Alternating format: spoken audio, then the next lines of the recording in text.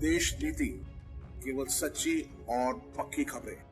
Bulldozer राज सरकार से लेकर मीडिया तक, मानो जैसे बुलडोजर इनके लिए किसी जंग जीतने का चिन्ह बन गया हो। मानो कितनी बड़ी उपलब्धि हो बुलडोजर चलाना। इसकी शुरुआत हालांकि योगी जी ने की थी, लेकिन धीरे धीरे इस मुहिम को अन्य बीजेपी शासित राज्य अपना रहा है, जिसके बाद अल्पसंख्यक लोगों के लिए ये किसी खौफनाक और बुरे सपने से कम नहीं रह गया है। आपको याद होगा हरियाणा का नूह हिंसा, कैसे हरियाणा और पंजाब हाईकोर्ट ने तोड़फोड़ पर रोक लगाया था। ठीक वैसा ही मिलता जुलता मामला अभी मध्य प्रदेश से भी आ रहा है। मध्य प्रदेश के हाईकोर्ट ने इस मुहिम को लेकर सरकारी अधिकारी को फटकार लगाते हुए सरकार पर तंज कसा है। कहा अब ये बिना उचित प्रक्रिया घरों को तोड़ना और अखबारों में छपवाने का एक फैशन इसको बताया। नमस्कार दोस्तों, स्वागत है आपका देश नीति में। मेरा नाम है गेटी भाव्या।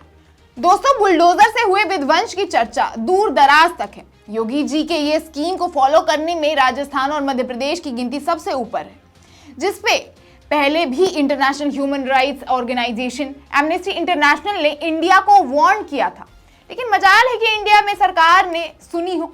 उल्टा अभी खबर आ रही है जिसमें बताया जा रहा है कि मध्य प्रदेश में एक ऐसे ही बुलडोजर कांड के विरोध में एक परिवार ने मध्य प्रदेश सिविल कोर्ट में सूची डाली थी, जिसके बाद मध्य प्रदेश के हाई कोर्ट ने इस बुलडोजर कांड को अवैध बताते हुए कोर्ट ने ऐसे कार्यक्रम को फैशन बताया और 1 लाख रुपए का मुआवजा भी उसे देना पड़ा।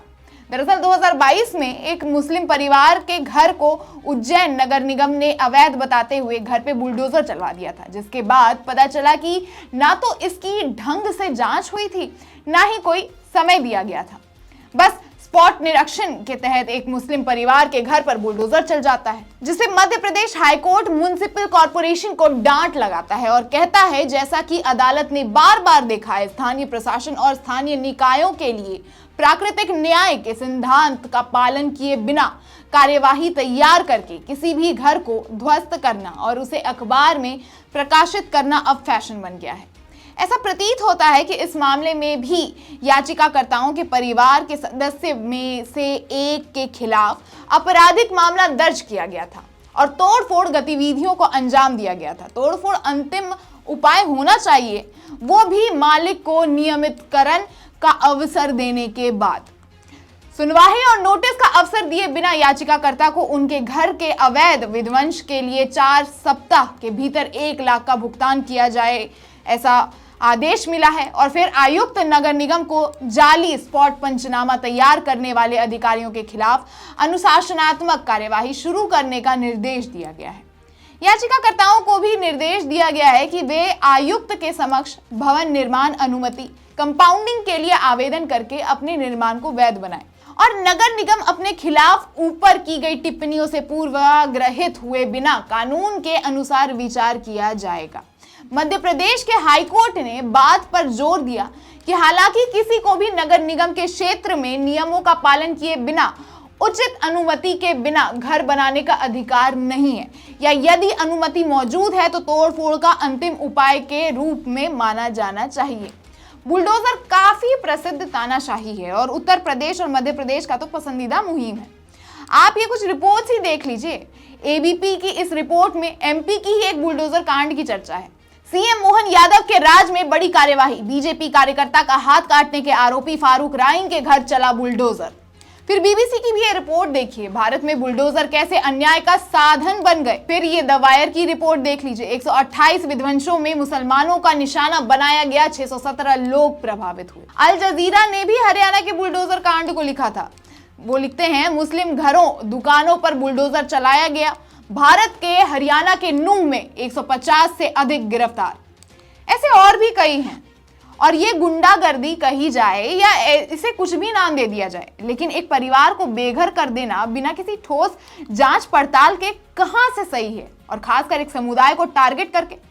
आप सोचिए, घर बनाने के लिए एक जिंदगी की जमा पूंजी लग जाती है, एक सपना पूरे जीवन देखा जाता है, कितनी मेहनत लगती है और उसे चुटकी में गिरा दिया जाता है। ये कहां का न्याय है, किस कानून में लिखा है? अब आप देखिए, उत्तर प्रदेश और मध्य प्रदेश में डबल इंजन की सरकार है और इन दोनों राज्यों से ऐसे गुंडागर्दी की ही सबसे ज्यादा खबरें आती हैं और राजस्थान गए योगी जी ने वहां भी बुलडोजर का पूरा प्रचार कर दिया था, जिसके बाद वहां भी बुलडोजर का खौफ बहुत दिखने लगा है। हालांकि एमनेस्टी इंटरनेशनल ने अभी 7 फरवरी को ही भारतीय अधिकारियों से मुस्लिम संपत्तियों के गैर कानूनी विध्वंस को तुरंत रोकने का आह्वान भी किया है। विध्वंस को न्यायतर दंड का एक रूप बताते हुए अधिकार समूह ने विध्वंस से प्रभावित सभी लोगों को पर्याप्त मुआवजे की मांग की, जिससे सैकड़ों लोग, जिनमें से अधिकांश मुस्लिम थे, बेघर हो गए और उनकी आजीविका नष्ट हो गई। जिसके बाद इस सुनवाई में जब सरकारी अधिकारी ही दोषी पाए गए तो निर्दोषों को 1 लाख का जुर्माना भी देना पड़ा। हालांकि इस बुलडोजर के खौफ का जिक्र कई इंटरनेशनल मीडिया ने भी किया है और एमनेस्टी की इस रिपोर्ट के बाद तो भारत अपने गुंडई में से सभी देशों में अपना झंडा लहरा रहा है। यहाँ तक कि अल जजीरा ने भी भारत के इस शानदार विध्वंस को अंजाम देने वाले बुलडोजर कांड का जिक्र किया है। अल जजीरा ने लिखा है, एमनेस्टी भारत से मुस्लिम संपत्तियों पर बुलडोजर रोकने का आग्रह क्यों कर रही है।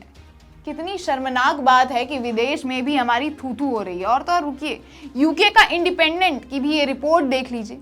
एमनेस्टी की रिपोर्ट में कहा गया कि भारतीय राज्यों ने सजा के तौर पर मुस्लिम घरों का ध्वस्त कर दिया। हर जगह हमारे देश का नाम रोशन कर रहा है योगी जी का ये हथियार।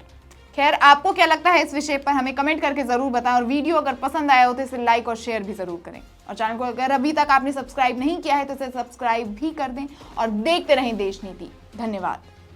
आपका एक सब्सक्राइब हमारे लिए महत्वपूर्ण है। देश नीति को अभी सब्सक्राइब करें और बेल आइकन को दबाना ना भूलें।